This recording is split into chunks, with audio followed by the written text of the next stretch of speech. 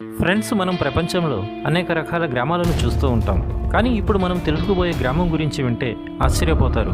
సాధారణంగా మనం వస్తువులను, సంపదను భద్రపరచుకోవడానికి ఇళ్లు కట్టుకొని దానికి తలుపులు వేయిస్తాం. అయితే ఈ గ్రామంలో మాత్రం ఇళ్లకు ఎటువంటి తలుపులు ఉండవు. కేవలం ప్రజల ఇళ్లకే కాకుండా పోస్టాఫీస్, ఆసుపత్రి తదితర ప్రభుత్వ భవనాలకు కూడా ఎటువంటి ద్వారాలు ఉండవు. ఇళ్ళు ఎప్పుడూ తెరిచి ఉండే గ్రామం ఇది.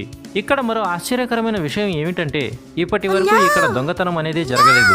ఇంత విచిత్రంగా ఉన్న ఈ గ్రామం ఎక్కడ ఉందా అని ఆలోచిస్తున్నారు కదా. అక్కడ ఉన్న ఒక దైవం తమ సంపదను రక్షిస్తుందన్న నమ్మకమే ప్రజలను ఇంటికి తలుపులు చేయించడం లేదు. ఇది 10-15 ఏళ్ల నాటి సంగతి కాదు. కలియుగం మొదటి నుంచి కూడా ఇటువంటి పరిస్థితే ఉంది. ప్రజలు పక్క ఊరికి వెళ్ళినా కూడా ఇంటికి తలుపులను బిగించి వెళ్లరు. గొల్లెం తాళాల ఊసేలేదు. ఈ గ్రామం మన దేశంలోనే ఉంది. ఆ గ్రామం ఏమిటి, ఎక్కడ ఉంది, దీని విశిష్టతలను తదితర విషయాలను గురించి తెలుసుకోవాలంటే వీడియోని ఎక్కడా స్కిప్ చేయకండి. ఇక వీడియోలోనికి వస్తే ఇది మహారాష్ట్రలోని ఒక చిన్న గ్రామం. ఆ గ్రామం పేరే శని సింగనాపూర్. 4000 మంది జనాభా ఉన్న ఈ చిన్న గ్రామంలో ప్రతి వ్యక్తి ప్రతి రాత్రి తలుపులు, తాళాలు లేకుండా ప్రశాంతంగా నిద్రపోతారు. ఎందుకంటే ఎవరైనా ఇక్కడ ఏదైనా నేరం చేయాలని భావిస్తే చట్ట ప్రకారం శిక్షించబడతారని అందరికీ తెలుసు. కానీ ఇక్కడ శిక్ష అనేది ఏ న్యాయస్థానమో లేదా గ్రామ పెద్ద శిక్ష వేయరు. మరి ఎవరు వేస్తారని కదా ఆలోచిస్తున్నారు. ఈ శిక్ష తమ దైవిక శక్తితో మంచి చేసే ఒక దేవుడు మాత్రమే ఇస్తాడు. ఇక్కడ ఆ పరమాత్ముడు ఆరు బయటనే ఉంటాడు. ఎటువంటి ప్రత్యేక దేవాలయం ఉండకపోవడం ఇక్కడున్న విశిష్టత. తాను అనంత స్వరూపుడని ప్రజలకు చెప్పే క్రమంలోనే శనీశ్వరుడు తనకు దేవాలయం అవసరం లేదని ఇక్కడి వారికి చెప్పినట్లు స్థానికుల కథనం.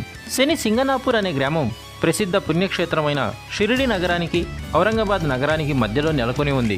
ఇక్కడి దైవం స్వయంభూ అనగా భూమి నుండి స్వయంగా ఉద్భవించిందని అర్థం.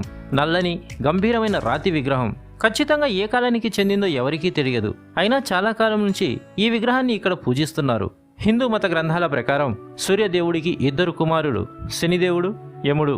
వీరిద్దరిలో యముడు చాలా అందంగా ఉండేవాడు. శనిదేవుడు మాత్రం వికారమైన రూపంలో నల్లగా కనిపించాడు. దీంతో శనిదేవుడంటే సూర్యుడు ఇష్టపడేవాడు కాదు. తనను కుమారుడిగా గుర్తించడానికి కూడా నిరాకరించాడు. సూర్యదేవుని ప్రతికూల ప్రభావం కారణంగా శనిదేవుణ్ణి అందరూ విస్మరించారు.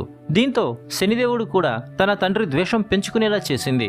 తన స్వభావాన్ని చాలా తీవ్రంగా మార్చింది.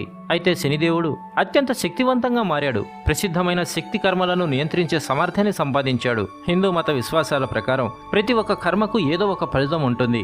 మంచి కర్మలకు మంచి ఫలితాలు, చెడు కర్మలు చేస్తే చెడు ఫలితాలు వస్తాయి. ఇవన్నీ సక్రమంగా సాగేలా శనిదేవుడే బాధ్యత వహిస్తాడు. అందుకే ఎవరైతే కఠినమైన క్రమశిక్షణ, న్యాయం, నిజాయితీ లక్షణాలను కలిగి ఉండే వారికి శుభ ఫలితాలను ప్రసాదిస్తాడు. ఇవేవీ లేని వారిని మాత్రం కఠినంగా శిక్షిస్తాడు. శనిదేవుడు క్రమశిక్షణ, స్వీయ నియంత్రణతో సంబంధం కలిగి ఉంటాడు. స్వీయ క్రమశిక్షణ సూత్రాలను అనుసరించేవారు శనిదేవుని ప్రతికూల ప్రభావాల నుంచి తప్పించుకోవచ్చు. అంతేకాదు సంతోషకరమైన జీవితాన్ని గడపవచ్చు. ఈ విషయంలో శనిదేవుడు చాలా ధర్మబద్ధంగా వ్యవహరిస్తాడు. శనిదేవుణ్ణి భయంకరంగా భావించినప్పటికీ ఎవరైతే క్లిష్ట పరిస్థితుల్లో ఉంటారో వారిని శనిదేవుడు రక్షించే సామర్థ్యాన్ని కలిగి ఉంటాడు. ఎవరైతే శని చాలీసా పఠిస్తారో, తన బోధనలను అనుసరిస్తారో వారి జీవితంలో శని ప్రభావాన్ని తగ్గిస్తాడు. అంతేకాదు సానుకూల శక్తులను ఆకర్షించేలా చేస్తాడు. శనిదేవుణ్ణి చాలా మంది ఎక్కువ కోపం, శిక్షించే దేవుడిగా పరిగణిస్తాడు. చాలా మందికి తెలియని విషయం ఏమిటంటే శనిదేవుని కోపం వెనుక కూడా ఒక భావోద్వేగ కారణం ఉంది. శనిదేవుని కోప స్వభావానికి తన తండ్రి కూడా ఒక కారణమని శాస్త్రాలలో పేర్కొనబడింది.